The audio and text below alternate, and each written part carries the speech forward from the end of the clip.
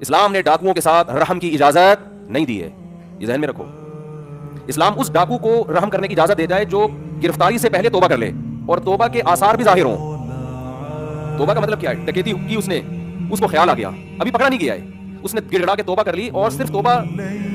جو اس کا اور اللہ کا معاملہ ہے وہ نہیں، بلکہ اس کے عمل سے لوگوں کو پتہ چل جائے کہ اس نے یہ تمام غلط ایکٹیویٹیز چھوڑ دی ہیں، اس کے عمل سے پتہ چل جائے، کیونکہ دل کی حالت اللہ جانتا ہے، دل سے تو اللہ توبہ قبول کر لے گا، لیکن وہ آخرت میں، دنیا کا معاملہ یہ ہے کہ اس کے عمل سے لوگوں کو پتہ چل جائے کہ اب یہ ویسا نہیں ہے جیسا پہلے ہوا کرتا تھا۔ تو قرآن کہتا ہے اس کی سزا پھر ڈاکو والی نہیں ہے۔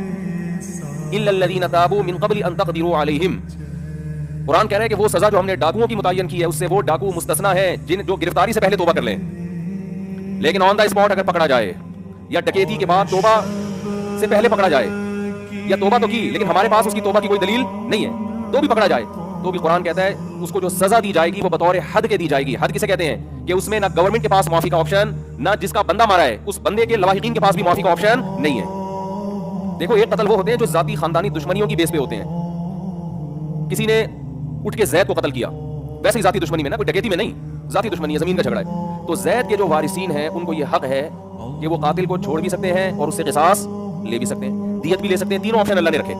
فمن عفی له من اخیہ شیء فاتباع بالمعروف واداء الیہ باحسان، بلکہ ترغیب دی ہے کہ تمہاری پکڑائی میں آ گیا یہ تو تم اگر معاف کر دو تو اچھی بات ہے، قصاص لینا چاہو، قتل کرنا چاہو تو وہ بھی ٹھیک ہے، لیکن یہ حکام ڈکیتی کے بولو نہیں ہے، اس میں اللہ نے معافی کا آپشن رکھا ہی نہیں ہے۔ تو آپ اللہ سے آگے کیوں نکل رہے ہو؟ کہتے ہیں چھوڑ دو بیچارہ ہے، بیچارہ بیچارہ بیچارہ نہیں ہے، یہ ظالم ہو تم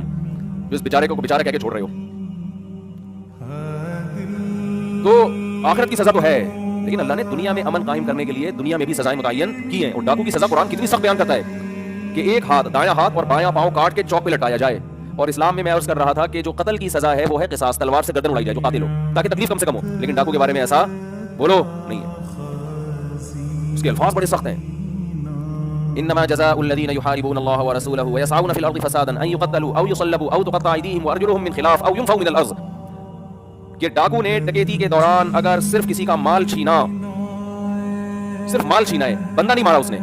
تو قرآن کہہ رہا ہے اس کا دایاں اور بایاں ہاتھ کاٹ ڈالو، یہ حکومت کو قرآن حکم دے رہا ہے، اس کا رائٹ ہینڈ اور لیفٹ پاؤں بولو کاٹ ڈالو، اور اگر اس نے بندہ مارا ہے تو قرآن کہہ رہا ہے کہ دایاں ہاتھ اور بایاں پاؤں بھی کٹے گا اور اس کو سولی دی جائے گی، سولی کا مطلب لٹکا کے اس کے پیٹ میں برچھا مار کے اس کو ایسے ایسے کر کے گھمایا جائے تاکہ تڑپ تڑپ کے اذیت کے ساتھ مرے، اور یہ بند کمرے میں نہیں سزا دی جائے گی، یہ کھلے عام چوک پہ سزا دی جائے گی۔ سمجھ میں آ رہی ہے کہ نہیں آ رہی ہے؟ آپ ایسے لوگوں کے طرز کھا رہے ہیں، اور اچھا 4 آدمیوں نے اگر یہ کام کیا، یہ 10 نے یہ کام کیا